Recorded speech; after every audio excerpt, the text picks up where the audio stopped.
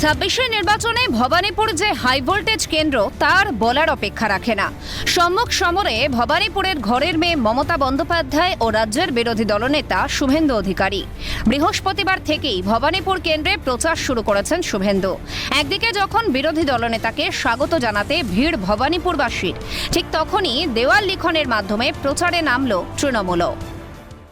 নির্বাচনের আগে high voltage Bhabanipur কেন্দ্র দেখা যাচ্ছে, একদিকে মমতা বন্দ্যোপাধ্যায় প্রার্থী, অন্যদিকে রাজ্যের বিরোধী দলনেতা, এখন অবশ্য তিনি বিজেপি প্রার্থী শুভেন্দু অধিকারী। একদিকে তৃণমূল কংগ্রেসের কর্মীরা, অন্যদিকে বিজেপির কর্মীরা, এবং বিজেপির যখন মিছিল যাচ্ছে তখন এখানে জয় বাংলা বলে স্লোগান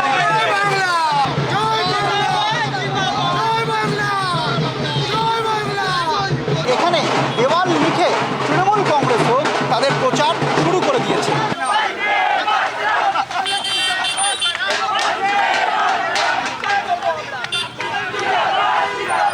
বিজেপি কর্মীরা তারা এখানে ঢোল বাজিয়ে বরণ করছেন।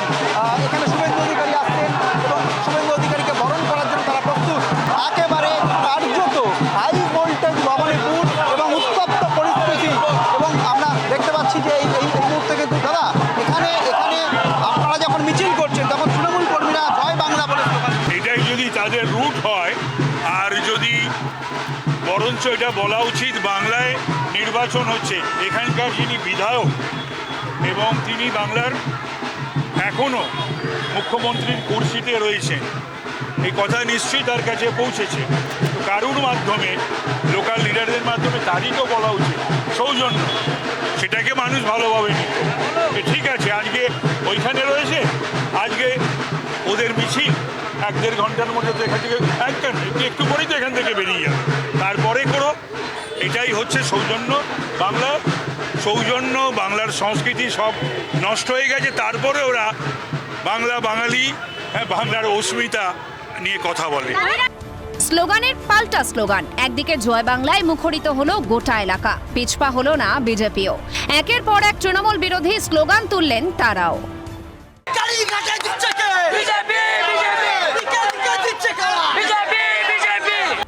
একদিকে যেমন শুভেন্দুতে আস্থা রাখছে বিজেপি, তেমনি মমতা বন্দ্যোপাধ্যায়ের জয় নিয়েই আশাবাদী ভবানীপুরের তৃণমূল সমর্থকরা। আরও মার্জিন বাড়িয়ে জিতবেন মমতা, বললেন তারা। ওকে আমরা কিছু মনে করছি না, ও হারবে এখান থেকে। আমাদের এখানে মমতা ব্যানার্জি ছাড়া আমরা কাউকে চিনি না। ভবানীপুরের মানুষ, তারা বাংলার মানুষ, মমতা ব্যানার্জি ছাড়া আর কাউকে চিনি না আমরা। এবং গতবারের থেকে আরও মার্জিন বাড়িয়ে মমতা ব্যানার্জি জিতবে। ঘরের মেয়ে, বিল্ডিংয়ের মেয়ে মমতা বন্দ্যোপাধ্যায়, তার বিকল্প একমাত্র তিনি।